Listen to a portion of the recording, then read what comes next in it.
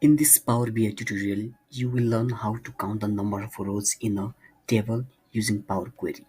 The code used in this tutorial will show you how to define a variable called row count and assign it the result of the table.RowCount function.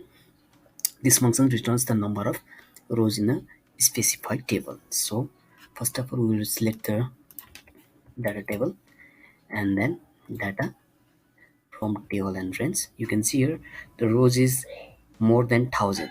So if we don't know the rows, how many rows, we can check by going to the advanced editor and then we'll write here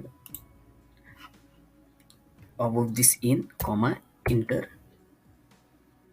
row count equals table dot row count, and then we will select the this last column step and paste it here, and then we will call this n equal to this row count